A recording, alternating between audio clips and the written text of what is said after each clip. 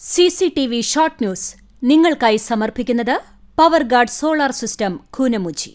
നമസ്കാരം. CCTV short ന്യൂസിലേക്ക് സ്വാഗതം. ആധുനിക സൗകര്യത്തോടെ നിർമ്മിക്കുന്ന കുന്നംകുളം നഗരസഭയുടെ അനക്സ് കെട്ടിടത്തിന് സാങ്കേതിക അനുമതി ലഭിച്ചു. AC മൊയ്തീൻ MLAയുടെ 2023-24 വർഷത്തെ ആസ്തി വികസന ഫണ്ടിൽ നിന്ന് 2.20 കോടി രൂപ ചെലവഴിച്ച് നിർമ്മിക്കുന്ന അനക്സ് കെട്ടിടത്തിന്റെ നിർമ്മാണം 6 മാസത്തിനകം പൂർത്തിയാക്കും. വീടിന്റെ മച്ചിലെ രഹസ്യാറയിൽ ഒളിച്ചിരുന്ന വധശ്രമ കേസ് പ്രതിയെ തൃത്താല പോലീസ് അതിസാഹസികമായി പിടികൂടി. കപ്പൂർ കാഞ്ഞിരത്താണി സ്വദേശിയായ റാഫി എന്ന സുൽത്താൻ റാഫിയെയാണ് പോലീസ് അറസ്റ്റ് ചെയ്തത്. കാണിപ്പയ്യൂരിൽ അംഗനവാടി അപകട ഭീഷണിയിൽ. പ്രശ്നപരിഹാരത്തിന് നടപടി സ്വീകരിക്കണമെന്ന ആവശ്യം ശക്തമാകുന്നു.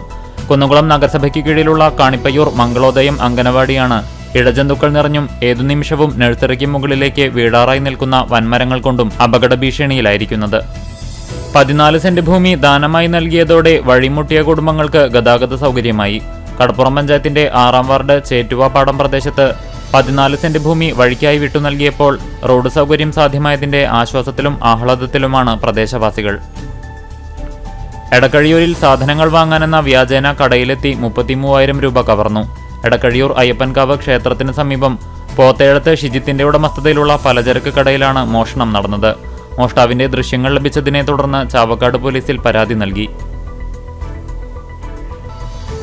വരവൂർ പഞ്ചായത്ത് 13-ാം വാർഡ് ദേവിച്ചിറ തൊഴിലുറപ്പ് തൊഴിലാളി സംഗമം തിച്ചൂർ വായനശാല ഹാളിൽ നടന്നു.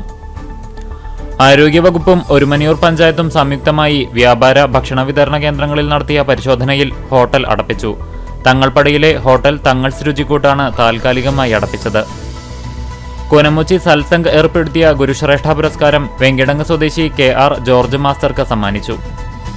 Pavaratty saint Joseph's higher secondary school മുൻ പ്രധാനാധ്യാപകനും ട്രിച്ചൂർ ട്രോഫി സ്ഥാപകനുമായ മറ്റം കാക്കശ്ശേരി വീട്ടിൽ KO ജെയിംസ് മാസ്റ്റർ നിര്യാതനായി. സംസ്കാരം വ്യാഴാഴ്ച വൈകിട്ട് 5-ന് മറ്റം സെന്റ് തോമസ് ഫൊറോന ദേവാലയത്തിൽ നടക്കും. ഗുരുവായൂർ നഗരസഭ കുടുംബാരോഗ്യ കേന്ദ്രത്തിന്റെ നേതൃത്വത്തിൽ സൗജന്യ നേത്രപരിശോധനാ ക്യാമ്പ് നടത്തി.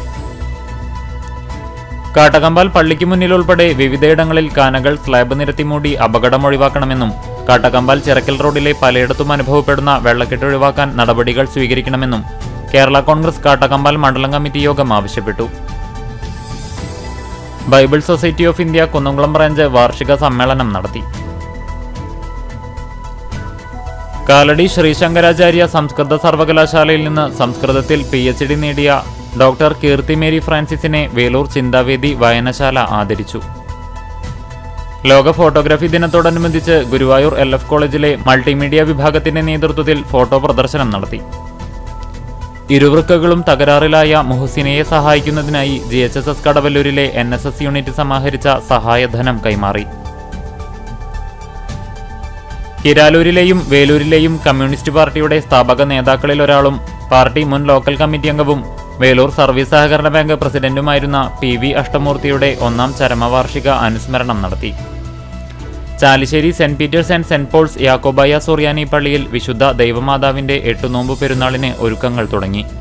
CCTV ഷോർട്ട് ന്യൂസ് നിങ്ങൾക്കായി സമർപ്പിക്കുന്നത് power guard solar system Koonamuchi. ഇതോടെ ഷോർട്ട് ന്യൂസ് സമാപിക്കുന്നു. കൂടുതൽ വാർത്തകൾക്കും വിശേഷങ്ങൾക്കും ഞങ്ങളുടെ web page, Facebook page, YouTube എന്നിവ സന്ദർശിക്കുക. തത്സമയ വാർത്തകൾക്കായി www.cctv online.tv സന്ദർശിക്കുക. നമസ്കാരം.